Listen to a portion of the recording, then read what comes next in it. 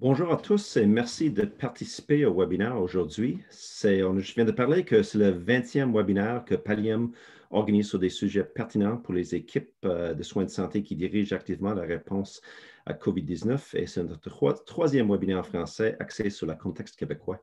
Et nous sommes ravis de travailler à nouveau avec Paliscience sur ces webinaires. Ces webinaires sont rendus possibles grâce à la contribution inconditionnelle de Boehringer Ingelheim et de son initiative Bridging Hope, et aussi grâce à une contribution de la Caisse des dépôts et placements du Québec. Nous remercions ces deux organisations pour leur soutien.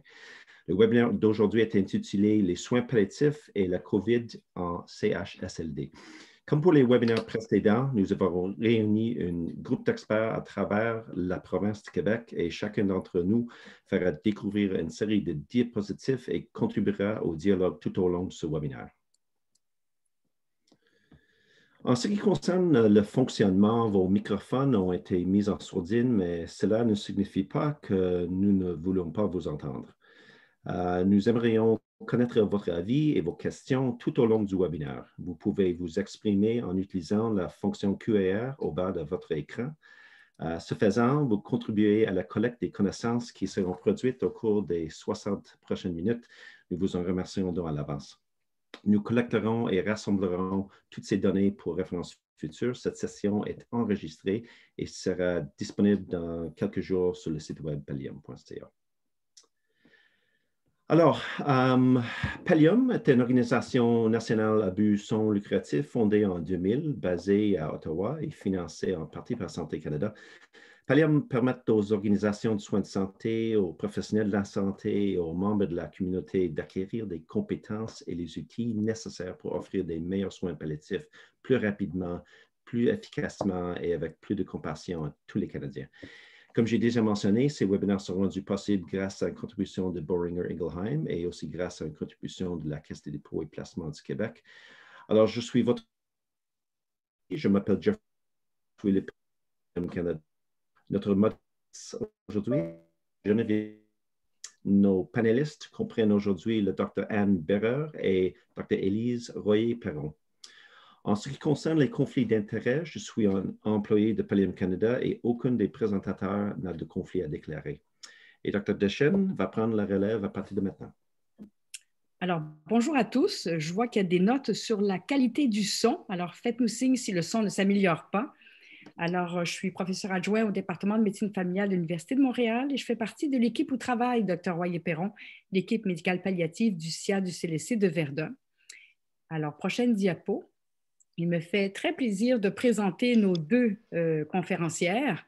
Dr. Anne Berrer, qui est professeure clinicienne au département de médecine familiale et de médecine d'urgence de l'Université de Montréal, et Dr. Élise Royer-Perron, médecin de famille au CIUS du Centre-Sud de l'île de Montréal, qui travaille à la fois en soins palliatifs et gériatriques à domicile, donc au CIA du CLSC de Verdun, mais aussi en CHSLD, au CHSLD Réal-Morel. Je vais partager avec vous les objectifs d'apprentissage pour ensuite donner la parole à nos deux conférencières pour 50 minutes, ce qui fait qu'à 5 heures, précisément, on prendra toutes vos questions avec grand plaisir.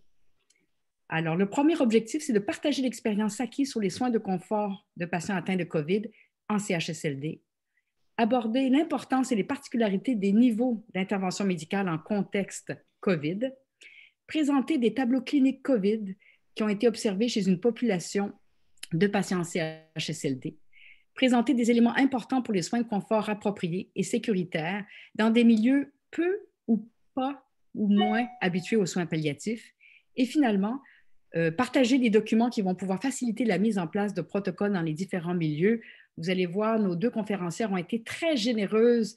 Vous allez recevoir un PowerPoint à la fin qui est très, très riche en références et en hyperliens. Tout y est disponible pour vous.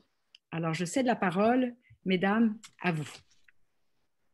Alors, c'est moi qui commence. Élise Royer-Perron, comme le disait Dr. Deschênes, je travaille au CIUS du Centre-Sud de l'île de Montréal. On peut passer à la suivante. Vous allez voir en un coup d'œil que le CIUS du Centre-Sud comporte beaucoup d'établissements différents. J'ai mis en gras les établissements dans lesquels moi je suis impliquée, donc 3 CHSLD et les CLSC aussi. Ma pratique est mixte, comme disait Dr. Deschênes. Je fais à la fois du CHSLD et des soins à domicile. Comme vous voyez, les CHSLD sont nombreux dans notre CIUS. Il y en a 17 au total et malheureusement, il y a eu une forte première vague de COVID dans nos CHSLD. On compte à peu près 3000 lits dans notre CIUS et il y a eu plus de 1200 cas de COVID à la première vague avec un taux de décès d'à peu près 35%, un taux de mortalité qui est assez élevé. Qui est le reflet d'à peu près les autres CHSLD aussi, là. Disons qu'à domicile, on a eu des éclosions qu'on a gérées qui étaient surtout dans des résidences pour personnes âgées, résidences intermédiaires. Et on a eu également 150 patients qui ont été gérés par notre équipe du domicile et un taux de mortalité d'environ 25%. Tout ça pour dire qu'on a géré beaucoup de patients qui étaient en fin de vie de la COVID durant les derniers mois. On peut passer à la suivante. Donc, ma pratique, je vous l'ai dit, CHSLD, soins à domicile. Et mon statut, eh bien, j'ai attrapé la COVID, malheureusement, mais comme la plupart de mes collègues au CHSLD. Début avril, j'ai été à la maison pendant 2 semaines et de retour finalement sur le terrain à la mi-avril. Ces 2 semaines-là m'ont permis de plancher avec une équipe de médecins et de pharmaciens sur des ordonnances préimprimées. Justement, le but était de favoriser les prescriptions de soins de fin de vie pour des patients en CHSLD et pour le domicile. On a créé des gabarits, toutes sortes d'outils dont certains vous seront présentés ce soir. Et là, mon CHSLD où je travaille est en pleine 2e vague. Dans le dernier mois, on a au moins une vingtaine de patients et presque 13-14 employés qui ont été positifs pour la COVID. Donc, c'est mon expérience. Je cède la parole à Anne qui va vous parler un peu de la sienne par rapport à la COVID. Donc, Anne Bérard, donc je suis aussi médecin de famille. Je pratique en soins palliatifs dans le CIUS du Nord. Vous allez voir la carte par la suite.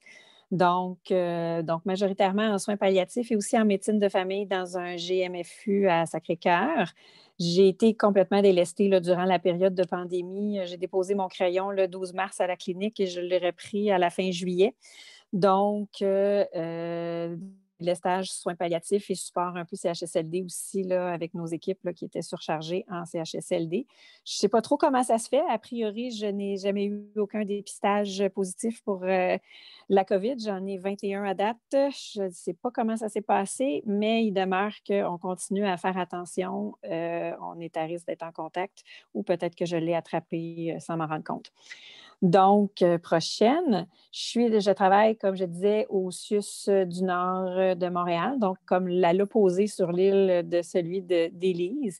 Donc, on a un petit peu moins de lits de CHSLD, mais dans l'ensemble, si je regarde les statistiques, malheureusement, là, pour mon CIUS au 31 août 2020, on avait 609 résidents guéris dans nos CHSLD et malheureusement 341 décès.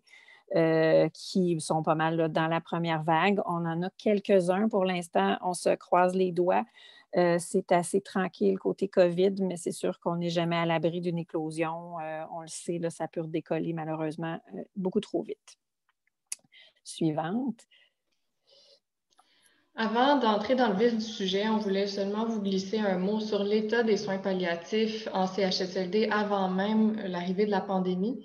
Puis on va utiliser les termes soins palliatifs, soins de fin de vie, soins intensifs de confort tout au long de la présentation. Ça veut dire la même chose. Je pense qu'on aime bien le mot intensif aussi parce qu'on veut s'assurer que les soins sont les plus optimaux possibles.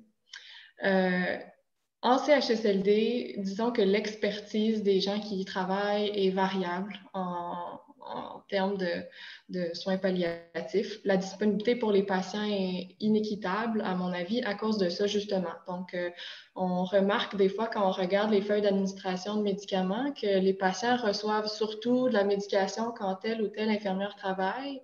C'est un peu étrange de penser qu'ils sont inégalement souffrants seulement certaines journées ou seulement sur certains quarts de travail. C'est relié à justement une opiophobie. Les infirmières ont peur que le patient décède sur leur corps de travail. Donc, avant même la pandémie, il y avait des formations qui étaient en cours parce que c'était déjà un enjeu connu. Donc, les infirmières recevaient de la formation sur les soins de fin de vie, les médecins aussi. Il y a eu des conférences qui ont été données pour tenter d'uniformiser les pratiques, améliorer les connaissances.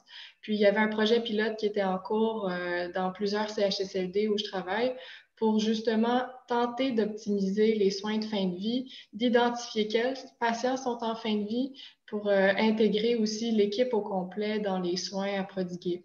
Je vous ai mis un dessin d'une colombe parce qu'on identifie avec ce petit schéma-là habituellement au CHSLD nos patients qui sont en soins de fin de vie. Le but, c'est justement d'impliquer tout le personnel, de créer un environnement un peu plus calme pour permettre aux patients de partir dignement, en toute tranquillité. Arrive la pandémie, on a évidemment manqué de colombes. Certains patients n'ont pas été identifiés à temps comme étant des patients en soins de fin de vie.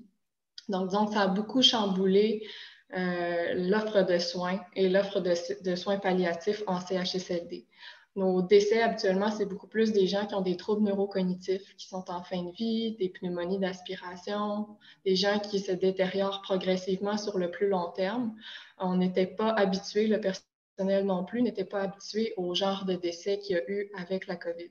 Suivante. Arrive la COVID en CHSLD, étant donné que le personnel était déjà, disons, beaucoup d'absentéisme et des postes vacants. C'était déjà très, très, très précaire en CHSLD avant même la COVID. Beaucoup de personnel a été infecté, vous le savez. Donc, ils nous ont envoyé des infirmières en renfort. Ça a été extrêmement apprécié. À mon CHSLD, on a également eu l'armée. Le plus de bras on avait, le mieux c'était pour les patients. Mais ce qu'on perdait, c'est l'approche et la connaissance du personnel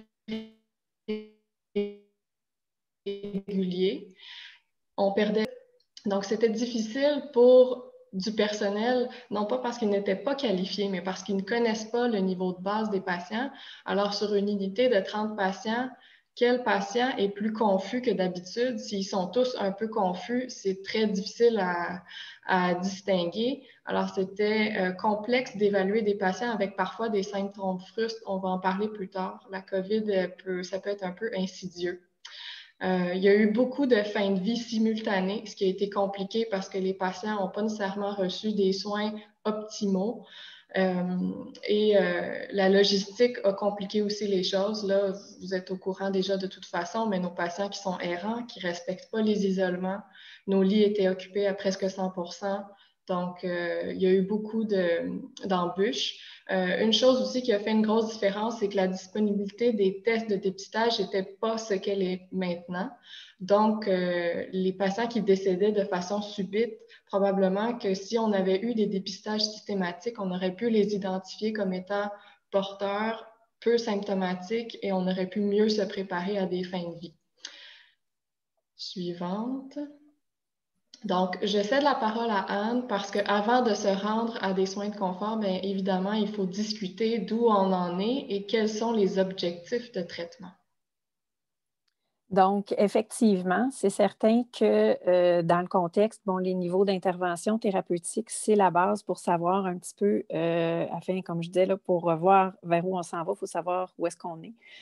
Donc, vous connaissez tous la définition des niveaux d'intervention médicale. Il y a plusieurs expressions qui peuvent varier d'un milieu à l'autre, niveau de soins, objectif de soins, choix thérapeutique, niveau d'intervention thérapeutique. On va aller plus vite, on va parler des NIM là, pour le reste du document. Donc, il demeure que, une prochaine diapo, vous savez que les niveaux de soins là, de les NIM depuis 2016 avec l'INES, on parle de A à D. C'est une responsabilité qui est médicale. Donc, le médecin ne peut pas déléguer cette tâche-là. Il y a plusieurs personnes qui peuvent participer à la discussion, plusieurs intervenants, mais il demeure qu'en bout de ligne, le médecin en est responsable. Évidemment, les NIM pourraient faire l'objet d'une, voire deux webinaires facilement. Donc, c'est seulement certains petits éléments qu'on va revoir avec vous aujourd'hui parce qu'on juge que c'est quand même pertinent là, dans le contexte particulier de la COVID. Puis, vous allez voir, il y a plusieurs références effectivement là, à la fin du document. Donc, dès le départ, au niveau des NIM, il y avait une directive ministérielle de les réviser. Je veux dire, c'était assez évident qu'on avait besoin de savoir, particulièrement dans les milieux de soins, dans les milieux de CHSLD, où est-ce qu'on en était. Mais on sait que déjà depuis longtemps, on constate que les niveaux de soins ne sont pas toujours déterminés de manière adéquate et c'est souvent simplement par manque d'information. Ça devenait très important, mais c'était plus vite dit que fait. Puis il restait tout l'élément des NIM proportionnels à l'état de base du patient, le poids de la décision, de l'impression de prendre la décision pour les proches. Donc, c'était quand même beaucoup d'éléments à prendre en compte là, dans un contexte d'urgence. Donc, petit élément qui me tient à cœur dans la prochaine diapositive, c'est une réflexion qu'on a faite en club de lecture dans notre équipe de soins palliatifs au CIUS du Nord à l'automne 2019, donc avant la pandémie. Un article en apparence banal, « Should emergency department patients with end-of-life directives be admitted into the ICU? » Donc, c'est simplement le questionnement de dire, est-ce que des patients avec des directives de soins de fin de vie devraient être admis aux soins intensifs? Ce qui a mis en lumière que, d'une part, les patients et les familles ont tendance à craindre, lorsqu'on enlève le code, que les soins plus usuels ne soient pas nécessairement prodigués, qu'on considère qu'on est vraiment seulement en soins de confort, même si c'est simplement la réanimation et l'acharnement qui n'étaient pas souhaités. Mais cet article-là nous démontre que même chez les soignants, il y a une tendance à penser que lorsqu'on enlève le code, lorsqu'il y a une indication de ne pas réanimer, le fameux DNR en anglais, c'est souvent confondu avec un soin de confort seulement. Donc, c'est important comme soignant de se conscientiser à cette différence-là qu'un ne veut pas dire l'autre. Et aussi, justement, ça permet d'adresser certaines peurs des fois que les familles ont. Donc, c'est une réflexion que je voulais quand même porter à votre attention parce que moi, ça m'a particulièrement marqué. Prochaine diapo. Donc, si on regarde au niveau des niveaux de soins C et D, Élise va revenir un petit peu plus en détail là, sur des particularités de niveau soins C et D là, tout à l'heure, mais en CHSLD, c'est quand même une bonne proportion de patients et de manière usuelle, on va considérer qu'il n'y aura pas de transfert en centre hospitalier de courte durée pour des patients qui ont des niveaux de soins C ou D. Évidemment, ça dépend toujours de différents contextes. Par exemple, si c'est une condition qui ne peut pas être gérée adéquatement sur place, que ce soit une question d'objectif de soins ou de confort. L'exemple classique, c'est la fracture de hanche. Tant que la fracture de hanche n'est pas fixée, c'est extrêmement difficile de soulager un patient. Et en MC, on pourrait considérer que certaines conditions traitables pourraient nécessiter un transfert en CH, dépendamment des contextes. Donc, c'est des éléments qu'il faut discuter. Et dans le contexte de COVID, particulièrement si un transfert est souhaité lorsque c'est, par exemple, discuté avec le patient lorsque c'est possible, on s'entend que ce n'est pas la majorité des patients, c'est même une minorité de patients CHSLD. Donc, habituellement, c'est avec un proche, c'est le représentant du patient. Il faut expliquer clairement, particulièrement en pandémie, qu'est-ce que ça implique. Élise va vous présenter des statistiques qui sont intéressantes à réfléchir par rapport au transfert un petit peu plus tard. Et il faut absolument l'inscrire clairement au dossier de transfert pour que les gens en CH qui vont recevoir le patient sachent exactement où est-ce qu'on en est. Par exemple, si on ne souhaite pas d'escalade de traitement, même si certains traitements sont souhaités, et aussi quels sont les objectifs de soins. Prochaine diapo. Autre chose qui est important, puis ça va un petit peu en écho avec ce que je disais tout à l'heure sur l'article. Donc, opter pour un niveau de soins C ou un niveau de soins D, il faut se conscientiser que ce n'est pas une condamnation et il faut aussi l'expliquer aux familles. Il s'agit simplement d'un choix de recevoir des soins qui vont être proportionnés, on peut les appeler comme on veut, mais qui vont, dans le fond, exclure l'acharnement s'il y a une évolution défavorable, que ce soit lié ou pas à la COVID. Le NIMC n'exclut pas non plus tous les soins visant le rétablissement, seulement des soins qui vont être jugés trop invasifs. Donc, quelqu'un qui fait, par exemple, une COVID qui va avoir des symptômes légers, ce n'est pas parce qu'il y a un niveau de soins C ou un niveau de soins D que ça va nécessairement se dérouler de manière défavorable. C'est simplement une manière d'expliquer ce qui est souhaité, souhaitable dans les soins qui vont être prodigués. Donc, je te passe la POC, Élise.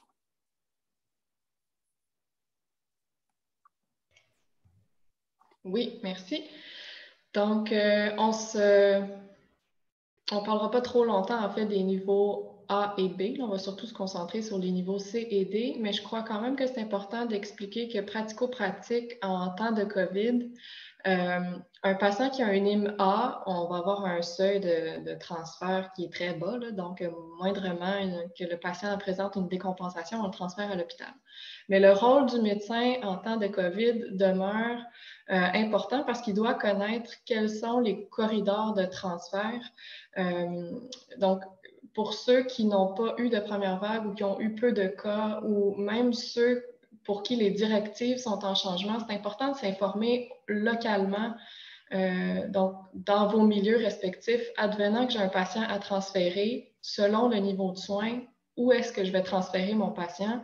Parce que à la première vague ici, les hôpitaux de référence ont changé à plusieurs reprises et il y a des patients qui ont finalement joué à l'hôpital musical. C'est pas adéquat, c'est pas souhaité non plus. Donc, pour les A, il faut savoir s'il y a un problème, où on les transfère. Les B, disons que là, en temps de COVID, il y a plus de discussions qui doivent être faites parce que les patients en CHSLD, il y en a certains justement là qui sont plus jeunes puis qui ont peut-être des niveaux B qui sont tout à fait adéquats. On veut savoir, est-ce que le patient irait ou pas aux soins intensifs? C'est quelque chose qui est distinct de savoir si le patient serait intubé ou pas. Donc, même si le patient décide qu'il ne veut pas être intubé, ça n'annule pas l'accès aux soins intensifs. Donc, il y a des patients qui pourraient y être transférés pour avoir voie centrale vasopresseur, si c'est indiqué, bien évidemment, ou avoir BIPAP, CPAP, qui sont dans un milieu avec la pression négative. Donc, connaître les disponibilités dans vos milieux, c'est important. Pour la majorité des patients, on va revenir à C et D. La majorité des patients seront C et D. L'objectif principal, c'est le confort et non la longévité du patient. Donc, on veut que le patient demeure confortable, peu importe l'issue de sa maladie.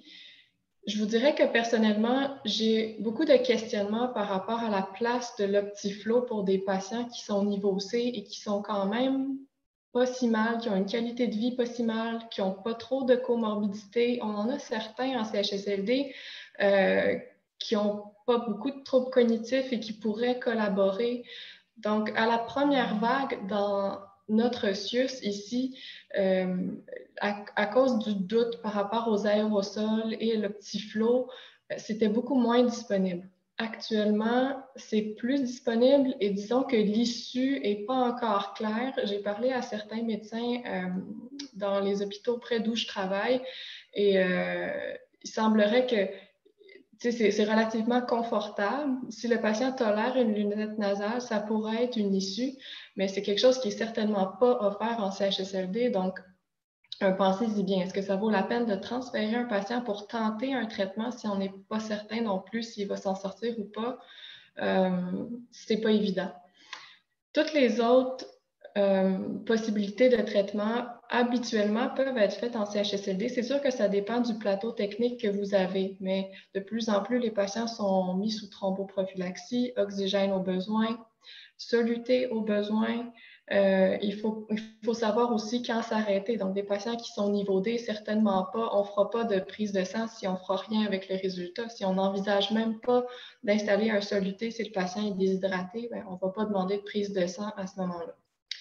Advenant une issue défavorable, on peut rediscuter avec la famille pour voir est-ce qu'on va cesser des traitements. Si on a mis de l'oxygène et qu'on voit que le patient continue de se détériorer, fait des détresses respiratoires, on va s'assurer d'optimiser le confort avant de cesser le traitement puis offrir des soins intensifs de confort.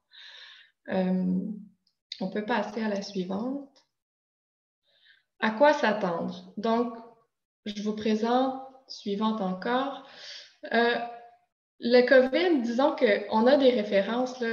J'ai mis en rouge ici sur le graphique les chiffres d'up-to-date et c'est difficile de savoir exactement quelle présentation la COVID peut avoir chez une personne âgée. C'est sûr qu'on connaît les symptômes typiques. On sait qu'il peut avoir des symptômes non spécifiques, mais dans quelle proportion est-ce que ces symptômes-là sont présents?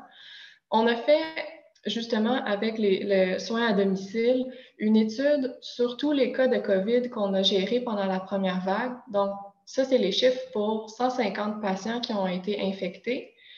Et c'est certain que c'est en résidence pour personnes âgées, résidence intermédiaire, mais disons que la clientèle est quand même similaire, peut-être un peu plus en forme que nos patients en CHSLD.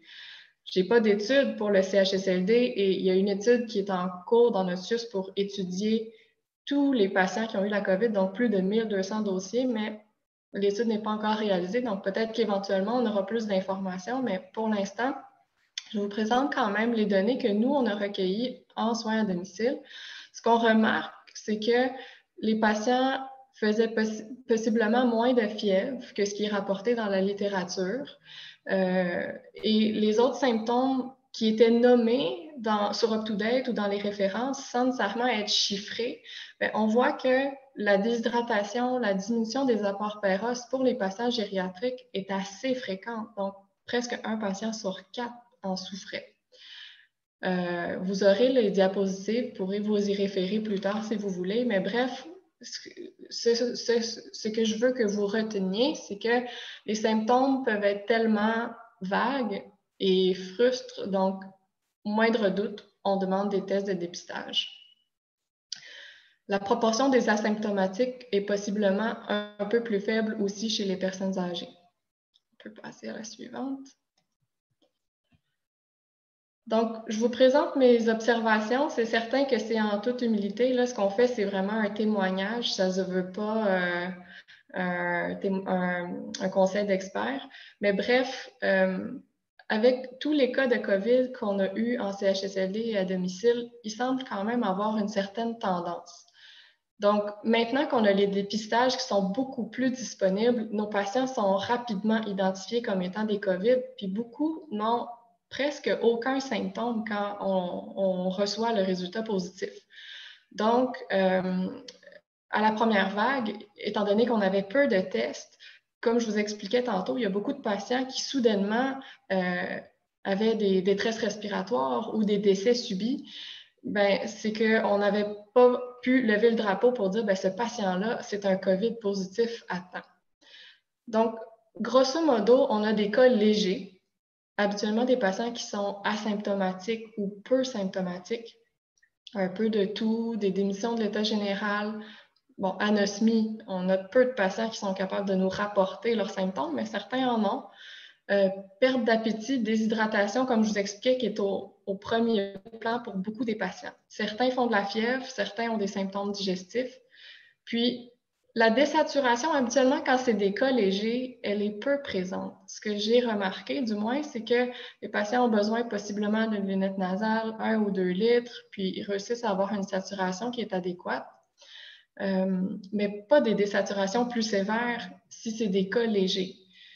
Ensuite, ces patients-là, s'ils se détériorent ou si justement ils ont une diminution de l'appétit, une déshydratation, souvent, s'il y a des décès, c'est justement à cause d'un arrêt de l'alimentation ou une détérioration qui est beaucoup plus progressive, qui peut être plus lente aussi.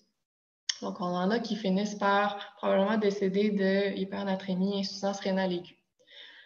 Ensuite, il y a les cas qui sont plus sévères. Donc, à la première vague, on se posait beaucoup de questions. Est-ce que c'est tous des complications respiratoires? Est-ce qu'il y en a qui c'est des embolies pulmonaires, des problèmes cardiaques?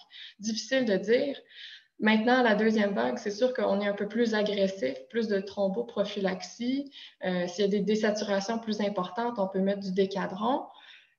À date, ce que je remarque dans les patients que j'ai eus, moi, en deuxième vague, c'est qu'il demeure une proportion quand même assez significative. Là. Le taux de mortalité est assez similaire, mais des patients qui finissent par avoir des complications pulmonaires, habituellement, le taux de mortalité est élevé. Ceux-là peuvent commencer une maladie qui est asymptomatique ou peu symptomatique, mais habituellement, quand ça se détériore, c'est plus autour du jour 6, 7, ça commence à aller moins bien, les besoins d'oxygène sont élevés, les patients sont tachypnéiques, ils sont inconfortables. Puis, comme je vous explique, malheureusement, beaucoup des patients, s'ils se rendent à avoir ces critères de sévérité-là, vont décéder. On peut passer à la suivante. Comme je vous expliquais, l'étude du CHSLD n'est pas encore prête, mais avant de vous parler du diagramme, je vous mets en contexte. À la première vague, on était découragés, les médecins en CHSLD, de devoir demander des tests de guérison à n'en plus finir à nos patients, 10, 15 tests de guérison parce qu'il y avait tout le temps des tests positifs. Alors, il y a une collecte de données qui a été faite pour savoir combien de tests que ça prenait pour finalement avoir des tests négatifs. Est-ce que les patients avaient eu des critères de sévérité? Est-ce que les patients étaient immunosupprimés? Donc, on documentait Et puis ça, c'est à peu près une documentation pour 200 cas qui ont guéri à la première vague. Donc, ce qu'on cherchait, c'est de savoir combien de tests ça prend. Mais en même temps, vu qu'on documentait les critères de sévérité, c'est ce que je vous présente. Donc, dans les personnes, ces 200 cas-là de CHSLD qui sont guéris, il y en a 95% en fait des guéris qui n'avaient aucun critère de sévérité. Ce qu'on remarque, c'est que c'est très rare les gens qui ont des maladies légères, qui ont des symptômes de sévérité dont on a parlé tout à l'heure, des symptômes respiratoires importants ou des altérations de l'état de conscience. Puis souvent, si c'est ça, c'est plus hypernatrémie, c'est plus en lien avec la déshydratation. Donc, on va passer à la suivante. Je vais vous faire un petit topo de comment se sont passés les 9 derniers mois à mon CHSLD. Donc, j'ai 2 étages de patients à mon CHSLD et j'ai fait un graphique pour vous montrer quelle a été l'évolution de ces 60 patients-là au cours des 9 derniers mois. Ce qu'on remarque d'emblée, c'est qu'il y en a beaucoup plus qui ont eu la COVID que ceux qui ne l'ont pas eu. Donc, au haut du graphique, c'est tous ceux qui ont eu la COVID, puis en bas, il y en a peu qui ne l'ont pas eu. C'est un peu triste, mais c'est la réalité. Deuxième chose qu'on remarque, c'est qu'il y a eu beaucoup de décès. Et COVID, il y a eu aussi des décès non-COVID, parce qu'on sait que les patients à CHSLD sont déjà fragiles, des troubles neurocognitifs, des patients qui il y a quand même un taux de mortalité élevé, même si on oublie la COVID. Donc, ça veut dire que le personnel a eu à gérer et à faire des soins de fin de vie pour un nombre impressionnant de patients. Et là, je n'ai même pas inclus les nouvelles admissions qu'on a eues. J'ai seulement compté les patients que j'avais dans mes lits au mois de mars pour savoir quelle est l'issue au mois de novembre. On peut passer à la suivante. Je vais vous parler plus spécifiquement de justement ceux qui ont eu la COVID.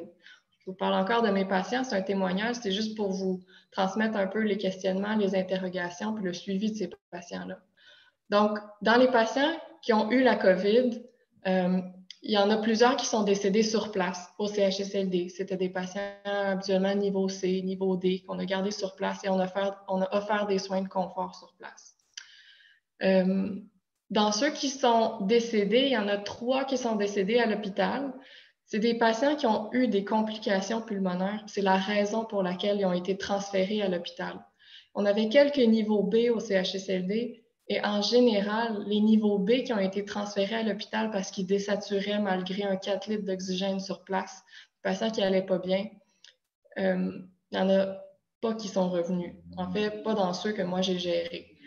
Donc, ça me repose le questionnement, est-ce que ça vaut la peine de transférer un patient qui complique de plus en plus au niveau respiratoire? Si c'est pour aller décéder à l'hôpital, ça ne vaut pas trop la peine. Je pense qu'il reste encore le questionnement par rapport à l'Optiflow. Est-ce que les taux de mortalité seront diminués à l'hôpital? Donc, un patient qui peut être mis sur support ventilatoire qui est un peu plus efficace que juste une lunette nasale, peut-être ça pourra augmenter la survie à suivre. On remarque aussi qu'il y a des patients qui se sont détériorés, des DEG du long terme, donc des patients qui finalement n'allaient pas trop mal. On a fini par dire ben ils sont guéris, mais qui n'ont jamais remonté la pente. Donc, il y a une certaine proportion de patients qui décèdent un peu plus tardivement.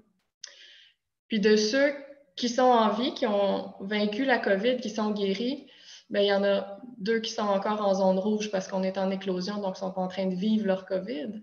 Et il y en a 2 qui ont été transférés à l'hôpital à cause de la COVID, mais pas pour des symptômes ou des critères de sévérité. C'est pour d'autres complications qui sont arrivées en même temps que la COVID. Une, c'était pour FA rapide, puis l'autre pour de l'hémodialyse, donc un patient qui était connu hémodialysé qui devait juste avoir des traitements plus fréquents. Mais bref, ça me reste en tête qui on transfère pas. Et ce sur quoi on veut surtout se pencher, c'est le confort. Donc, ceux qui vont décéder, ceux qui vont rester dans nos lits, quels symptômes est-ce qu'on va vouloir soulager, puis comment? Je laisse la parole à Anne pour que vous démystifiez tout ça. Anne, on ne t'entend pas. J'avais oublié mon micro. Merci, Élise. Donc, oui, effectivement, malheureusement, comme Élise vous l'a mentionné, on est dans un contexte où on parle de soins palliatifs. Donc, on a malheureusement plusieurs patients chez qui on va viser principalement le confort. Donc, pour faire un petit historique un petit peu, prochaine diapo, il y a eu évidemment beaucoup de logistique, Élise vous en a parlé, là, au niveau lié à la COVID. Par contre, ce qu'on a pu observer, nous, de notre côté, puis je vous dirais que j'ai quand même parlé à des médecins là, de différents milieux. Je vous parlais malheureusement là, de 341 décès là, dans notre CIUS, dans les CHSLD. J'ai probablement parlé aux médecins, aux équipes de médecins qui se sont occupés d'une forte majorité de ces patients-là. Donc, d'un point de vue pharmacologique, ce qu'on a observé, c'est que les soins de confort COVID ne sont pas très différents de nos soins de confort usuels, que ce soit au niveau des doses, au niveau des médications utilisées pour soulager les différents symptômes. De la même manière qu'en soins palliatifs usuels, on a des patients qui sont plus réfractaires. Ça peut arriver en contexte COVID, mais on n'a pas eu l'impression, on n'a malheureusement pas eu encore, nous, la chance de pouvoir faire des études aussi précises qu'Élise. En tout cas, chapeau parce que vous avez fait un excellent travail. Mais en termes d'impression, en termes observationnels, on n'a pas l'impression qu'on a eu plus de difficultés à soulager ces patients-là. Prochaine diapo. Donc, si on regarde mars-avril 2020, on était dans la première vague, il y avait une urgence de prodiguer des soins de confort si c'était nécessaire et on se rendait compte que les milieux et les intervenants qui allaient être confrontés à la situation étaient moins familiers. On avait besoin de pouvoir donner des soins de confort qui demeuraient dignes et sécuritaires malgré les zones de guerre.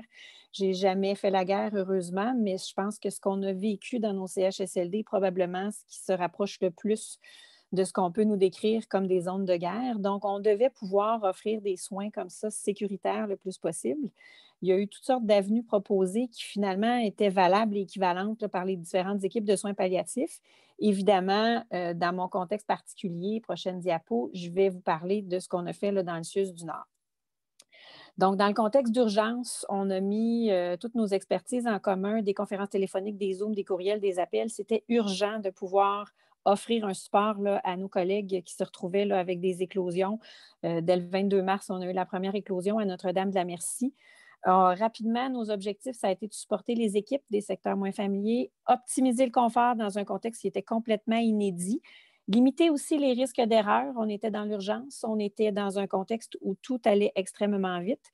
Donc, on a eu le choix à faire d'une espèce de standardisation versus ce qu'on fait habituellement en soins palliatifs où on va vraiment vouloir personnaliser le plus possible tout ce qu'on fait comme médication, comme ajustement pour vraiment viser le confort très, très précis chez nos patients. Mais on a dû faire un choix d'essayer de standardiser. Ce qui en est sorti, c'est un petit document, 1, 2, 3 perfusion, qui rapidement est devenu 1, 2, 3 perfusion et autres avec 148 diapos. C'est assez long à lire. Donc, on a décidé de faire des petits guides simplifiés, heureusement, des petits one-pagers qui sont en fait là, des 2-3 pages pour chacune des catégories. Vous allez avoir les références à la fin. Donc, il y en a pour les médecins, pour les infirmières, là, pour pouvoir rapidement devenir familier avec les soins de confort. Prochaine diapo. Petit mot sur la pénurie de médicaments. Donc, dans la première vague, la pénurie de plusieurs médicaments, qu'elle ait été réelle ou appréhendée, ça a forcé des choix thérapeutiques durant la première vague. Donc, vous allez voir dans les documents du CIUS du Nord une faible concentration au niveau des perfusions que je vais vous présenter tout à l'heure. Ça a quand même bien fonctionné, mais dans le but d'économiser les médicaments, d'en perdre le moins possible, on voulait utiliser le moins possible de médicaments. Donc, il y a eu des enjeux de ce côté-là. Actuellement, au niveau des pénuries, il n'y a pas de pénurie là, significative au Québec. La dernière vérification que j'ai faite avec nos pharmaciens, il y a certaines allocations, entre autres au niveau là, du méthotriméprazine, le Nozina, qui peuvent être un petit peu limitées, mais pour l'instant, d'un point de vue clinique, en tout cas chez nous, il n'y a pas de pénurie significative. Prochaine diapo. Donc, au niveau des doses de médicaments, je l'ai soulevé un petit peu tout à l'heure. Nos doses en soins palliatifs COVID versus non-COVID, pour nous, ont été comparables. Donc, la majorité des cas de COVID rencontrés, les doses utilisées ont été comparables aux soins de confort usuels adaptés au contexte de chaque patient. Donc, évidemment, dans un contexte de soins palliatifs, on a des patients qui vont répondre à des petites doses, on a des patients qui vont répondre à des plus grosses doses, puis on a aussi des patients qui sont naïfs et qui ne le sont pas. Donc, c'est sûr qu'en général, on peut quand même dire qu'un patient naïf va avoir besoin des doses moins élevées qu'un patient qui n'est pas naïf, qui prenait déjà des médications. Donc, des choses à retenir, que ce soit dans n'importe quel contexte COVID ou pas, les doses doivent s'adapter à la sévérité des symptômes observés. Les doses qu'on va vous proposer, je vais quand même mettre des chiffres, même si le but n'est pas de mettre des chiffres précis pour chaque situation. Les doses qu'on propose, ce sont des points de départ qu'il faut adapter à chaque situation. Et on parlait tout à l'heure, une des choses qu'Élise disait, les gens, on peur parfois, il y a de l'opiophobie encore parmi le personnel, même parfois parmi les médecins. Il faut savoir que les doses qui sont proposées habituellement en soins palliatifs, les doses de départ, ce ne sont pas des situations qui sont de nature à accélérer le décès. C'est beaucoup plus la cause sous-jacente qui va amener l'évolution, si elle est défavorable, que les doses de médicaments en tant que telles. Donc, prochaine diapo. Évidemment, autant que possible, d'autant plus quand on est dans un contexte d'urgence, on voudrait prévoir des PRN avant que ce soit nécessaire. Je pense que c'est assez clair que quand on est dans un niveau de soins où clairement on vise le confort, un IMD, je pense qu'on peut d'emblée prévoir des PRN. Une ordonnance PRN, de toute façon, ce n'est pas reçu s'il n'y a pas de symptômes. C'est évident qu'il faut que la prescription soit claire. Des fois, les infirmières, surtout dans les milieux pas habitués, mais il demeure qu'une prescription claire qui est PRN ne sera pas reçue s'il n'y a pas de symptômes, donc elle ne met pas, évidemment, le patient en danger. Dans un IMC, on pourrait probablement, dans certaines situations, prévoir des PRN d'emblée. Par contre, ça va évidemment dépendre du contexte. Il va falloir parfois évaluer le patient vers quoi on s'en va, qu'est-ce qu'on fait. Mais je pense que dès qu'il y a des symptômes défavorables qui vont apparaître, je pense qu'il faut s'assurer d'avoir un mécanisme pour statuer rapidement pour être sûr de ne pas passer à côté du confort. Puis encore une fois, je pense que je vais le dire, c'est un take-home message, une médication de confort plutôt appropriée. Ça ne va pas précipiter une évolution défavorable. C'est vraiment la maladie sous-jacente. Donc, si on regarde, parce qu'il faut bien mettre un petit peu de chiffres, donc, des ordonnances PRN, c'est un point de départ. Donc, pour avoir une idée, un patient naïf aux opiacés, on va utiliser habituellement quand même, particulièrement dans un contexte COVID, là, on va l'utiliser en sous-cutané. On pourrait par contre utiliser le Péros. Je ne l'ai pas mis par choix de ne pas vous surcharger avec des doses de médicaments, mais les principes avec les conversions demeurent les mêmes. On va favoriser l'hydromorphone, entre autres, s'il y a une insuffisance rénale ou qu'elle soit chronique ou aiguë, avérée ou présumée. Puis, on va évidemment ajuster selon le gabarit du patient. Pour vous donner une idée en termes de dose de départ, donc morphine 2,5 ou hydromorphone 0,5, sous-cut qu'une heure PRN, c'est une dyspnée, douleur ou tout sévère, c'est des doses de départ qui sont assez communes. Par exemple, morphine 2,5, ça équivaut à l'équivalent de 2 anpracettes. Pour les docteurs qui ont quelques cheveux gris comme moi, les plus jeunes, vous les connaissez moins, les anpracettes, mais c'est un classique, 2 anpracettes aux 4 heures, par exemple, quand on va chez le dentiste après avoir arraché une dent. C'est une dose qui est tout à fait relativement petite, mais chez nos patients plus âgés, CHSLD, c'est des doses qui habituellement sont des points de départ là, tout à fait adéquats dans la plupart des situations. Si par contre, on a un patient qui est non naïf, qui prend déjà des opiacés pour une douleur chronique XY, évidemment, on va prévoir on va poursuivre la médication usuelle, puis on va prévoir des entredoses. C'est évident que s'il y a plusieurs PRN qui sont pris ou s'il y a une détérioration significative, on va devoir augmenter la médication de base. Habituellement, ce qui est suggéré, c'est une augmentation de 25 %. Encore une fois, on va y aller avec de la morphine hydromorphone, 10 à 15 % de la dose totale usuelle en 24 heures. Habituellement, dans le contexte COVID, on suggère d'aller plus vers le sous-cutané, mais le Péros pourrait être tout aussi adéquat si le patient a la condition. Il faut faire attention aux conversions. Est-ce qu'on est dans le même opiacé que d'habitude? Est-ce qu'on est Péros? Est-ce qu'on est sous-cutané? Vous allez voir que dans les documents, ça va beaucoup plus loin pour vous guider, pour ceux qui ne sont pas habitués à savoir comment on convertit les doses, qu'est-ce qu'on fait. Il y a même des tableaux à la fin qui vont tout mettre les différentes conversions de base là, pour pouvoir vous aider d'un coup d'œil à savoir où on s'en va. Mais je voulais quand même vous donner une petite idée. Prochaine diapo. Donc, quand on parle de PRN, quand on parle d'ajustement de dose, le gabarit du patient, je le mentionnais un petit peu, c'est un petit clin d'œil ici. C'est certain que quand on a un tout petit gabarit, une personne âgée, toute frêle, en CHSLD, très âgée, cognitivement très fragile, bien, on va peut-être aller vers des doses un petit peu plus faibles. J'ai mis le petit rond en vert, ça fait référence au document, c'était notre plus faible concentration, entre guillemets. Et quand on a quelqu'un d'un gabarit beaucoup plus costaud, qui peut nous monter sur les épaules, bien là, on va peut-être aller avec des doses un peu plus standards. Donc, le orange qui correspond là, à notre moyenne concentration, vous allez voir un petit peu plus loin. Prochaine diapo. Donc, les PRN, je disais tout à l'heure, c'est un point de départ, mais ce n'est pas non plus un point d'arrivée. Il faut absolument, quand on part une médication, le fameux start low, go slow. Start low, go slow, but go. C'est-à-dire qu'il faut avoir un mécanisme d'ajustement, c'est primordial parce qu'on ne sait pas si on va viser pile poil dès le départ et il faut pouvoir s'ajuster. On peut parfois ajouter dans les ordonnances aviser après 3 doses reçues, aviser sinon soulager après 2 doses, 3 doses. Le choix n'est pas important en soi, c'est simplement d'établir un mécanisme pour pouvoir ajuster.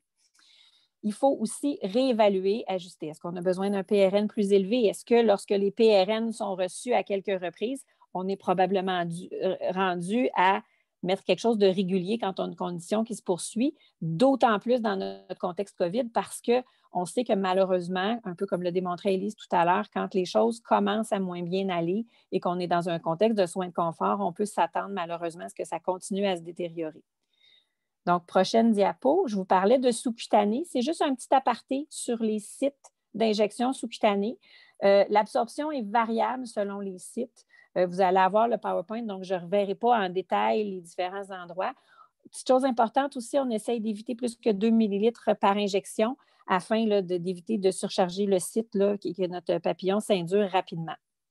Donc, c'est important de connaître les sites. Et juste un petit aparté aussi, au niveau des cuisses, c'est un site qui a été classiquement beaucoup utilisé, mais on sait que l'absorption est beaucoup moins bonne, d'autant plus si le patient commence à se détériorer, que la circulation est moins bonne, que la pression est basse. Donc, même si ça peut être tentant d'utiliser les cuisses parce que ça peut être facilement accessible, plus pratique, c'est habituellement pas un site qui est intéressant à utiliser parce que l'absorption peut être très variable et beaucoup plus longue. Prochaine diapo. Donc, je parlais tout à l'heure de la proposition qu'on a faite en soins palliatifs chez nous dans le contexte de la COVID pour avoir une chose qui est uniforme le plus possible, qui se fait rapidement et qui peut permettre de soulager, malheureusement, dans le contexte où on était, le plus grand nombre de patients qui ont besoin de l'être. Donc, les perfusions sous-cutanées continuent avec un ajustement en débit, ce qui n'est pas pour ceux qui sont familiers avec ce qu'on fait en soins palliatifs à Sacré-Cœur, qui n'est pas ce qu'on fait habituellement. Habituellement, on va avoir une perfusion qu'on va donner à chaque 24 heures et qu'on va personnaliser pour chaque patient. Mais dans un contexte de débit élevé dans des milieux non habitués, ça devenait dangereux d'avoir toutes sortes de sacs. Donc, l'avantage d'une perfusion sous-cutanée continue ajustée avec débit, donc, c'est une analgésie en continu, moins d'intervention, entre guillemets, technique auprès des patients. Je ne suis pas en train de dire qu'il ne faut pas aller voir les patients, mais on manquait de bras. On manquait tellement de bras que parfois des patients qui avaient des doses aux 4 heures réguliers de prescrit, on arrivait plusieurs heures plus tard et le patient ne les avait jamais reçues, les doses. Donc, évidemment, on arrivait et le patient était extrêmement inconfortable. Donc, même si ce n'est pas toujours parfait, à partir du moment où la perfusion elle est débutée, bien, on a toujours au moins une analgésie de fond. C'est sûr qu'il faut changer le sac quand il est vide, mais selon les débits, habituellement, on a rarement à changer le sac plus fréquemment qu'aux 24 heures. Donc, on a quand même un bon petit bout de chemin à faire. Puis, on sait que même si ce n'est pas parfait, au moins, on a toujours un petit fond. Autre chose, dans ce que vous allez voir qu'on a prévu, c'est d'avoir des concentrations équi-analgésiques. Donc, peu importe, on avait une seule concentration de sac dans un établissement. Vous allez les voir tout à l'heure. Donc, pour la préparation des sacs, on préparait toujours la même chose, que ce soit avec morphine Versed ou hydromorphone Versed. On avait toujours le même type de préparation. Et entre la morphine et le Versed, les préparations étaient équi-analgésiques. On sait que cette équité-là n'est pas parfaite, mais ça permettait de diminuer le risque d'erreur. Si jamais, par malheur, il y avait une erreur de sac, on pouvait mettre le même débit et on n'était pas en danger d'une part. Et d'autre part, dans le contexte où on appréhendait des pénuries, bien, on pouvait passer d'un opiacé à l'autre sans créer de danger avec des concentrations qui étaient équi-analgésiques. L'autre chose aussi qui était très, très importante pour nous, c'est la gestion des tubulures, ces changements de concentration. Dans les pompes volumétriques qu'on utilise, dépendamment des types de pompes, il y a certaines tubulures chez nous qui pouvaient aller jusqu'à 17 millilitres. Donc, si on a un débit à 4 CCR, évidemment, ça nous donne 4 heures avant que ce qu'on a dans la tubulure soit passé au patient. Donc, si on change constamment la concentration qu'il y a dans le sac et qu'on ne tient pas compte de ce qu'on a dans notre tubulure, vous pouvez vous imaginer qu'à un moment donné, on ne sait plus du tout ce que le patient reçoit. Puis, dans le contexte des planifications qu'on faisait, ça pouvait même aller chez nos patients avoir la pompe à l'extérieur de la chambre. De plus en plus, on a des sections où lorsqu'on est habillé, on peut passer d'un patient à l'autre, on ne se change pas, on ne s'habille pas. Mais au tout début, il y avait une question qu'à chaque fois qu'on rentrait dans une chambre, il y avait toute la gestion des EPI, qui est un risque de contamination. Donc, de mettre la pompe, le cas échéant, à l'extérieur de la chambre et de pouvoir gérer la pompe à l'extérieur était aussi une option envisagée. Évidemment, dans les enjeux de l'utilisation de la perfusion, on avait la disponibilité des pompes volumétriques. Beaucoup de CHSLD avaient 1, 2 pompes. Donc, il y a eu beaucoup de travail, entre autres, fait chez nous pour pouvoir rendre disponibles des pompes dans les CHSLD et pouvoir faire la formation des infirmières en accéléré. C'est sûr que ça a eu beaucoup d'enjeux, mais ça permettait quand même d'être quelque chose qu'on pouvait faire. Prochaine diapo. Donc, c'est un petit peu lourd, la prochaine diapo. Je vais juste vous parler plutôt là, des grandes lignes à ce niveau-là. Donc, on a un contexte où on peut ajuster si le patient est inconfortable, s'il est dyspnéique. On peut donner une entredose, évidemment, avant de faire les ajustements, des entredoses standardisées. Et là, je pense qu'il y a 2 diapos qui se sont... En fait, si vous me permettez, je vais juste vous demander, il y a comme 2 diapos qui se sont inversés. Donc, normalement, la diapo ici que vous avez, puis on retournera en arrière après, Stéphanie, s'il vous plaît. Donc, je m'excuse pour la confusion. Donc, les perfusions sous-cutanées avec ajustement via le débit, en fait, on avait un sac de perfusion. Je vous présente en orange, c'est notre concentration qui est moyenne. On avait une concentration faible initialement à cause des pénuries qu'on a qui avaient été préconisées pour les CHSLD. Cela dit, je pense que maintenant qu'on n'a plus de pénurie, la concentration moyenne est beaucoup plus versatile, nous permet d'avoir des plus petits débits, que notre sac dure plus longtemps et d'approcher moins les débits qui sont un petit peu limites là, pour notre débit sous-cutané. Donc, ce qu'on avait, c'est de la morphine 20 ou hydromorphone 4 mg avec du midazolam dans notre sac de perfusion et ils étaient tous pareils. Et si vous remarquez, ce sont des fioles complètes. Donc, c'est plus facile et plus rapide de le préparer et on n'a pas non plus de gaspillage de médicaments. Dépendamment des situations, donc pour mon petit chien tout à l'heure, probablement qu'on était plus dans un débit de départ à du 2 ml à l'heure. Pour notre contexte de gabarit un petit peu plus solide, peut-être plus autour de 4 ml à l'heure, donc pour la majorité des patients naïfs. Avec une dose de charge au départ qui était préconisée, soit de 2,5 ou de 5 mg, vous voyez que les doses sont quand même assez standardisées, peut-être pas aussi petites qu'on le fait parfois, mais là, je vous rappelle qu'on est dans un contexte COVID où on veut vraiment soulager les patients, mais encore une fois, ce ne sont pas des doses qui sont de nature à être dangereuses. Donc, côté entredose, c'est un petit peu la même chose. Vous voyez que ça ressemble aux entredoses des doses de charge. Et évidemment, on ajustait s'il y avait inconfort. Ce qu'on suggérait, c'est d'augmenter tout simplement de 1 ml aux 4 heures au besoin. Donc, ça permettait que même si l'infirmière qui connaît ses patients, qui est sur l'étage, qui est dans la chambre d'un patient, si elle n'était pas en mesure de ressortir, aller chercher les clés des narcos, sortir le narco, préparer une seringue, au moins directement dans la chambre du patient, elle pouvait augmenter le débit. Même si, oui, dans les faits, on voudrait absolument administrer une entredose parce que ce n'est pas immédiat quand on fait un ajustement par débit, au moins, on pouvait faire quelque chose pour que notre patient soit plus confortable. Donc, si on retourne à la diapo en arrière, vous avez, pour vous donner une petite idée, ce que ça représente en termes de débit, en termes de dose par 24 heures, que ce soit en morphine, en hydromorphone ou en midazolam. Donc, les ajustements, les entredoses. Puis, une chose aussi qui est importante de savoir, il n'y a pas de maximum en soi. De la même façon que pour les PRM tout à l'heure, c'est un point de départ qu'on va ajuster en fonction de l'état du patient pour atteindre un confort le plus rapidement possible, évidemment, mais de manière sécuritaire, puis sans, on va dire en bon québécois, overshooter. Donc, si on retourne à la diapo suivante, évidemment, il demeure que les pompes volumétriques ne sont pas partout. Donc, un des éléments qu'Élise va vous parler qui peut être utilisé peut-être plus difficilement, nous, on n'a pas eu la possibilité vraiment de l'utiliser parce que les pompes ont été rendues disponibles. Il y a les fameux biberons, les pompes élastomériques. Donc, Élise. Suivante, oui. Alors, vous avez 2 photos. Les biberons étaient déjà utilisés là, pour des indications autres, chimio, antibio. On a adapté ça à la manière de la pandémie pour des perfusions d'opiacés. Donc, un patient qui commence à être tachypnéique, qui est inconfortable au niveau respiratoire, pour qui on se dit, bien, on va lui prescrire un opiacé sous-cutané aux 4 heures régulièrement. plutôt que de faire ça, on peut installer un biberon. Le biberon va donner une dose constante. Puis comme médecin, nous, on a fait des ordonnances préimprimées, donc la prescription était hyper facile. On avait juste à regarder l'équivalence, qu'est-ce qu'on veut comme dose, et on a juste à cocher sur l'ordonnance. Je vous montre à la diapo suivante l'ordonnance préimprimée de notre CIUS. Donc, super facile d'utilisation. Je vous ai mis l'équivalence en rouge. Tout ce qui est dans la première rangée correspond à cette dose-là. Donc, le médecin qui voulait prescrire une dose d'opiacé en régulier avait juste à cocher quel milligramme et ensuite la durée de la pompe.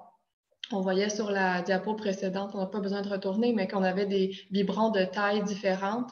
Donc, ils peuvent contenir une médication qui peut aller de 24, 48, 72 et même jusqu'à 7 jours. Donc, le choix qui avait été fait en CHSLD, c'était de donner des biberons qui étaient peut-être plus petits, qui durent moins longtemps pour éviter de la perte de médication dans le contexte d'un patient qui est près d'un décès. Mais si jamais vous avez des questions, chacune, on pourra mettre nos adresses courriels là, en référence, puis vous aurez juste à nous écrire. Et tout a été mis dans les références à la fin de la présentation. Vous allez avoir les diapositives prochainement à la fin de la présentation. Puis, vous pourrez vous y référer, mais si vous avez besoin d'aide pour l'application dans vos CIUS, ça nous fera plaisir de collaborer. Donc, pour continuer, merci Élise, parce que j'ai vraiment pas d'expertise malheureusement avec les biberons. C'est quelque chose que j'espère utiliser à un moment donné parce que je pense que c'est vraiment pratique. Malheureusement, parfois, pas accès à la perfusion, pas accès au biberon. Donc, il faut quand même pouvoir utiliser d'autres modalités analgésiques. Ça demeure toujours les mêmes principes de base, par exemple avec des injections sous-cute aux 4 heures. Je le disais, le manque de bras était un grand enjeu par rapport aux injections aux 4 heures, par rapport à ce que le fait que le patient puisse le recevoir, mais ça demeure une option qui est tout à fait valable. La patch de fentanyl aussi peut être une option. Il faut quand même faire attention, il y a quand même un bon délai pour le début d'action. Ça peut prendre ça prend une douzaine d'heures avant d'avoir un effet réel. L'état d'équilibre peut aller jusqu'à 5 à 7 jours et c'est très peu flexible. Disons que les marches entre chaque type de patch sont assez élevées, mais c'est quelque chose, dans le fond, tout est bon dans la mesure où on comprend ce qu'on utilise et qu'on l'ajuste à notre patient. Prochaine diapo.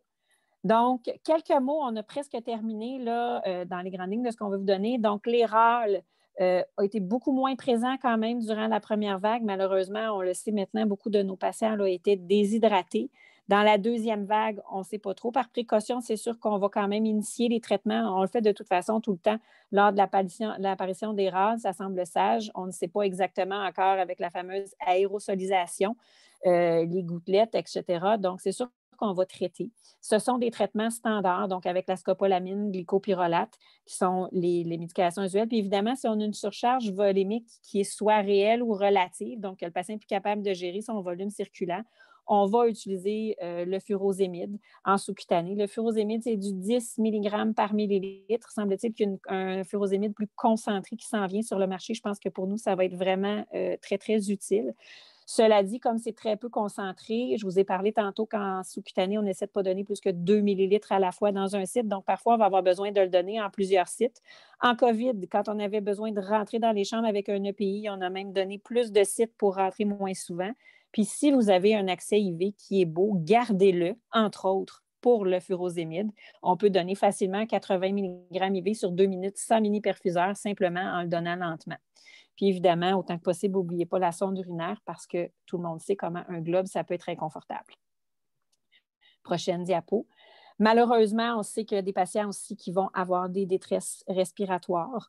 On a utilisé nos protocoles de détresse usuels avec succès chez nos patients COVID. Les protocoles de détresse à Montréal, les protocoles de détresse à Québec peuvent être un petit peu différemment. Ça, ce que je vous ai mis ici, c'est ce qu'on utilise là, couramment à Montréal.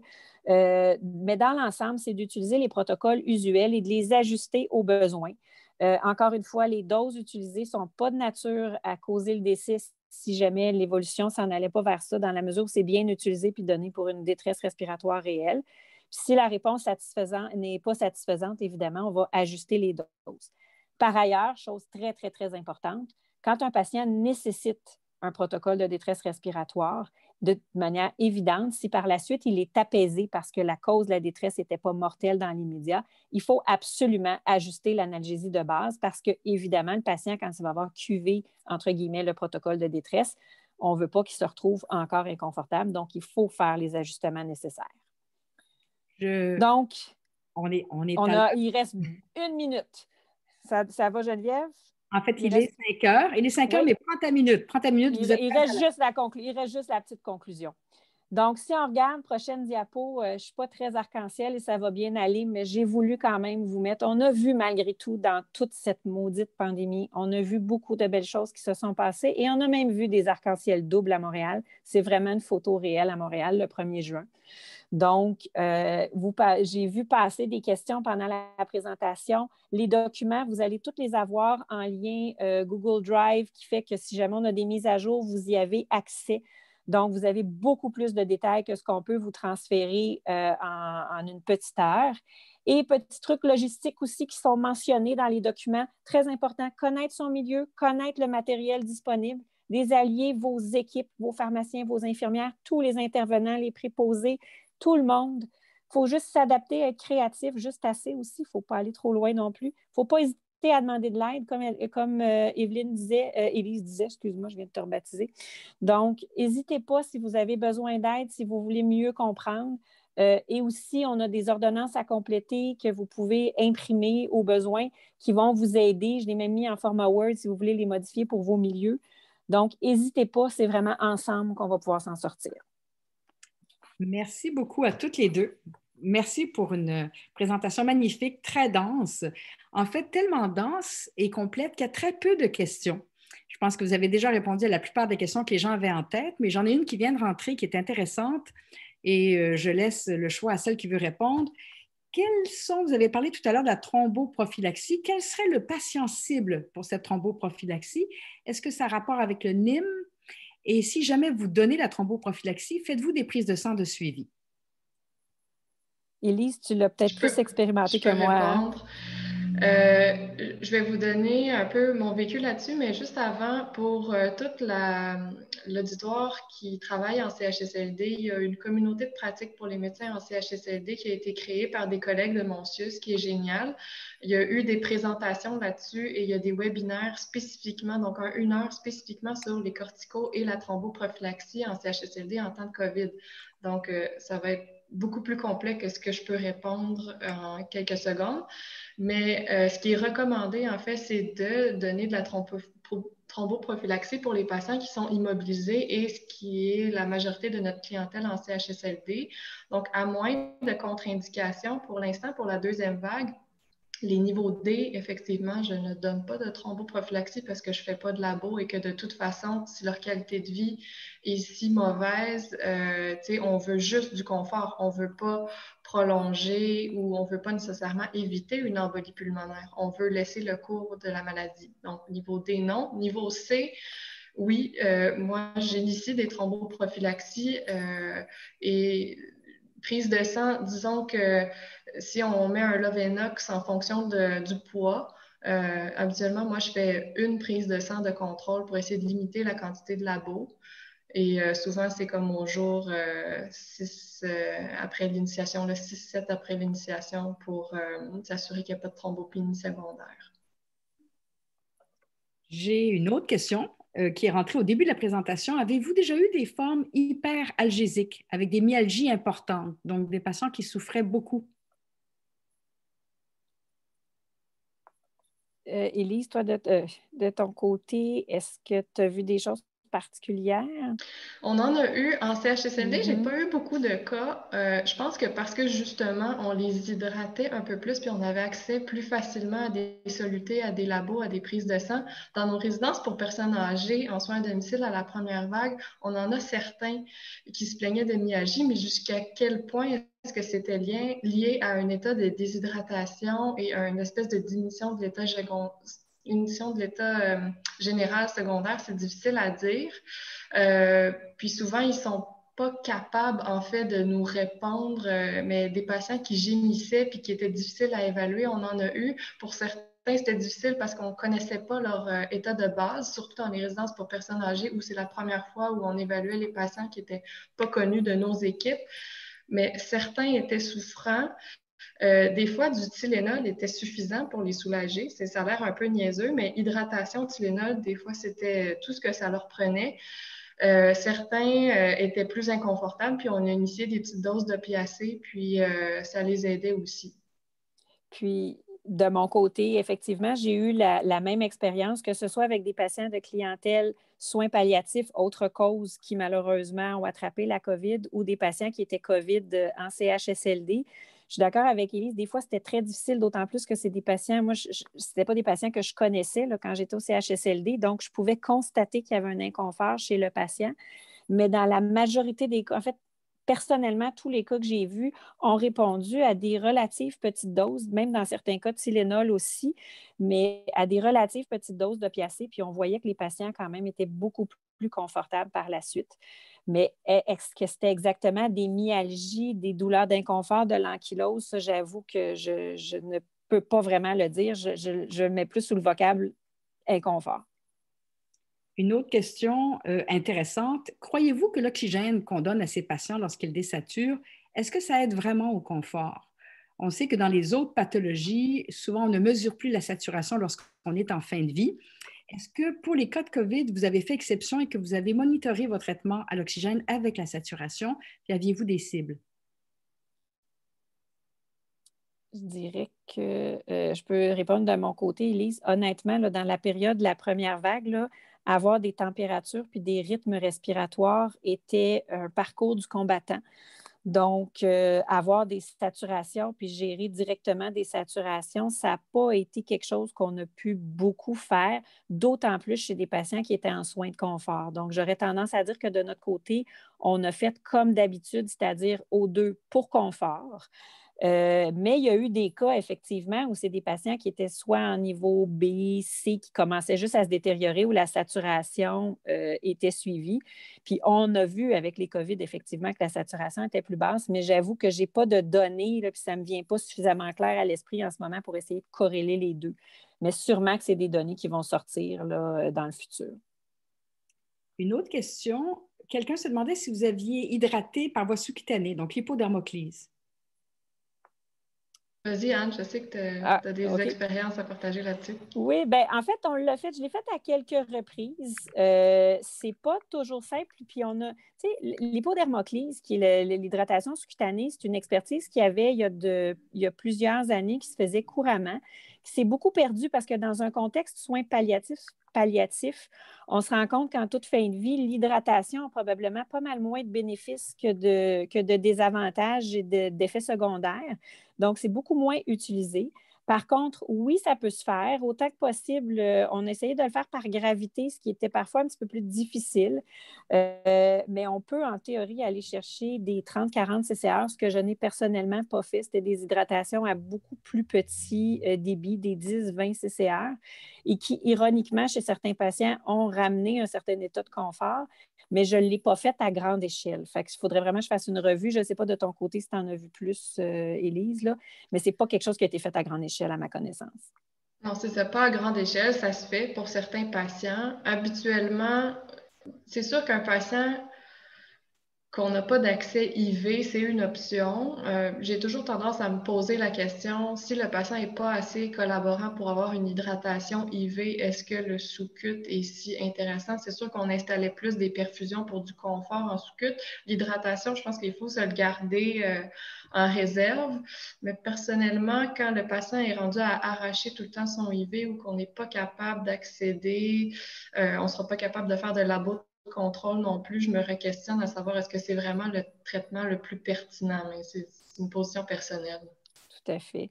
Puis les deux cas auxquels je me réfère, en fait aussi, c'était des patients qui avaient reçu de la chimio, donc qui étaient très, très difficilement applicables et qu'on ne voulait pas picosser. Mais oui, effectivement, si on n'est pas capable de mettre un IV parce que le patient est trop agité, peut-être qu'il faut aller plus loin là, au niveau de certains questionnements. Je suis d'accord avec toi, Élise. Alors pour Dr. Bérard, vous en avez parlé tout à l'heure, mais c'est tellement important de base que même si j'ai répondu par écrit, j'aimerais que vous le fassiez aussi oralement. Quel est l'avantage d'utiliser le dilodide par rapport à la morphine en insuffisance rénale? Donc, en fait, ça va, c'est au niveau pharmacologique. Donc, en termes pharmacologiques, la morphine a un peu plus de métabolites qui vont s'accumuler, entre autres au niveau rénal, en présence d'insuffisance rénale. L'hydromorphone en a aussi, cela dit. L'hydromorphone n'est pas une molécule complètement synthétique qui ne s'accumule pas en insuffisance rénale. Ça, il faut plus aller du côté du fentanyl, voire de la méthadone, évidemment, qui en aigu ne s'utilise pas. Le fentanyl pourrait s'utiliser en sous-cutané. Classiquement, on parle que le fentanyl en sous-cutané, l'absorption est erratique, mais on commence à avoir de la littérature qui sort et on commence à utiliser le fentanyl en sous-cutané. Mais évidemment, dans le contexte des pénuries de la COVID, honnêtement, on n'est pas du tout allé vers ça. Mais donc, pour revenir, la morphine a tendance grossièrement à s'accumuler beaucoup plus en insuffisance rénale et à donner des effets secondaires de type confusion, de type myoclonie, donc, et même parfois d'hyperalgie qui peuvent être problématiques. Donc, on utilise de préférence le dilodide dans un contexte d'insuffisance rénale. Une autre belle question qui est la complétion du SP3, du formulaire de décès. Si un patient décède plus tard, un patient COVID positif, de cause secondaire à son COVID, ça peut être une embolie pulmonaire, une thrombose, une déshydratation terminale, est-ce qu'on met COVID comme diagnostic principal, même si ce patient-là était guéri de la COVID et qu'il est mort de ses complications? Vous savez, les SP3, là, c'est une petite parenthèse, mais c'est assez nébuleux. Hein? Compléter les SP3, il y a eu un article dans le Médecin du Québec il n'y a pas si longtemps, puis le coroner qui l'a fait s'est fait demander des références, comme font toujours, évidemment, puis c'est normal, le Médecin du Québec, mais il n'y en avait juste pas. Donc, j'avoue que de répondre à ça, je me sens un peu pas baquée en termes de référence. Cela dit, moi, si la cause initiale, c'était la COVID, bien, ma cause initiale devenait la COVID, mais si par contre, c'est une embolie pulmonaire ou quelque chose comme ça, puis que c'est assez clair, mais je vais écrire embolie pulmonaire probable due à COVID. Et dans le contexte, qu'il y ait eu un événement où si la COVID est encore active ou pas, je pense que c'est important de le préciser, particulièrement pour les thanatologues puis pour les gens là, des maisons funéraires. Mais de toute façon, dans la mesure où il y avait une question de COVID, je vous dirais qu'on avait le double sac et toutes les précautions associées qui étaient prises d'emblée de toute manière. Je ne sais pas toi, Élise, de ton côté. Oui, ben, je pense que c'est plus utilisé pour des statistiques aussi, le SP3. Là, donc, je pense que la question à se poser, c'est est-ce qu'on considère que le patient était guéri puis que c'est un décès qui est plus tardif? Embolie pulmonaire, ça dépend vraiment c'est quel jour il était où dans son évolution de COVID. Je pense que ça porte plus à confusion. Mais un patient qui, un mois et demi plus tard, continuait à se détériorer lentement, ne mange presque plus, ne s'hydrate plus, puis finit par décéder, mais j'aurais tendance à écrire que c'est un DEG post-COVID, par exemple, une hypernatrémie IRA sur un DEG post-COVID, mais de ne pas cocher qu'il y a une maladie à déclaration obligatoire, justement, parce que si c'est un cas guéri, justement, les salons funéraires ne prendront pas les mêmes précautions. S'il est guéri, il était guéri, même si c'est une complication plus tardive. Je pense que c'est intéressant de le noter pour les statistiques, mais ce n'est pas considéré comme un COVID actif. Là. C'est ça. Puis il y a toujours la ligne autre état morbide ayant contribué aussi qui peut servir COVID, détérioration, comme tu dis, post-COVID dans un contexte comme ça, je pense. Il faudrait peut-être avoir l'avis de la santé publique quand même pour leurs statistiques. Ouais. Est-ce qu'eux souhaitent ou pas qu'on l'écrive si c'est plus tardif parce que ça dépasse un peu nos compétences? Une dernière question que je vais juste précéder d'une réponse à une question où ils disent « Qu'est-ce que vous avez fait à RI-RPA ?» Je vous invite à regarder le webinaire déjà fait précédemment, qui est à la fois sur Paliscience et sur Pallium pour le COVID à domicile, incluant RI-RPA. Donc, la dernière question, on n'en prendra pas d'autres. Quelle était la durée moyenne de séjour en unité COVID de vos patients en CHSLD? En première vague, extrêmement longue parce que les patients prenaient une éternité à se négativer. Il fallait faire des tests et des tests et des tests, justement. Donc, probablement plus que 28 jours parce qu'on était extrêmement heureux quand la consigne a changé au printemps et qu'on pouvait enfin les sortir après 28 jours. Je pourrais rechercher là, dans nos collectes de données qu'on avait, mais c'était extrêmement long. Il demandait même, est-ce qu'on leur donne des loisirs? Est-ce qu'on recommence une vie normale quand ça traîne? Une bonne question, hein? Oui. Même actuellement, là, notre deuxième zone rouge, parce que là, ça avait été prévu pour une deuxième vague en se disant, ben, on ne l'utilisera peut-être pas, mais malheureusement, on a dû utiliser notre zone rouge. Puis les patients arrivent là dans des chambres complètement dépersonnalisées parce qu'il ne se passe absolument rien. C'était des chambres complètement vides, blanches. C'était extrêmement plate. Donc, on a mis en place là, des télés avec des DVD. Ils peuvent au moins écouter des concerts puis des films. Là. Vous répondez bien à la question. Ils sont tous COVID, là, ils peuvent se déplacer. Puis maintenant, en deuxième vague, les proches peuvent visiter, même si les patients sont en zone rouge. Donc, ça fait une différence. Il y en a pas tant que ça qui visitent, mais il y en a quand même. Puis leur durée d'isolement en deuxième vague est beaucoup plus courte. Avec les nouveaux critères de guérison, là, la plupart peuvent retourner en moins de 2 semaines dans leur chambre régulière. Donc, c'est vraiment mieux que les séjours prolongés puis les isolements prolongés de la première vague. Ça fait une grosse différence sur la perte d'autonomie liée à l'isolement. On a dépassé notre temps, mais si vous êtes capable de répondre par oui ou par non, puis on finirait, c'est que dites-vous du Décadron en sous-cutané?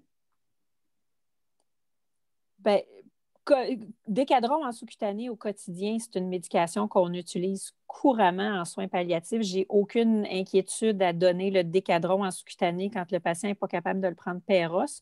Pour ce qui est de dire est-ce qu'on le donne contexte COVID, c'est un petit peu la même chose, je dirais, que Élise parlait tout à l'heure, c'est-à-dire qu'il faut vraiment se positionner où est-ce qu'on en est avec ce patient-là, puis quel est le bénéfice escompté. Mais de le donner en sous-cut au lieu de le donner péros, puis si on n'a pas d'IV, moi, personnellement, je n'aurais pas de problématique à l'utiliser par cette voie-là. Alors, mesdames, merci beaucoup. Vous avez respecté le temps pour la présentation, vous avez répondu à toutes les questions. Alors, Anne Bérère et Dr. Royer-Perron, un grand merci pour cette super présentation. Il y a plusieurs personnes qui s'inquiétaient à savoir s'ils allaient avoir accès aux magnifiques diapositives. Oui, bien sûr. D'ici quelques jours, tout ça va être mis en ligne pour vous. Il va vous être envoyé. Et Paliscience et Pallium vont héberger cette présentation qui a été enregistrée. Merci beaucoup à vous deux. Merci beaucoup à tout le monde. Bonne soirée.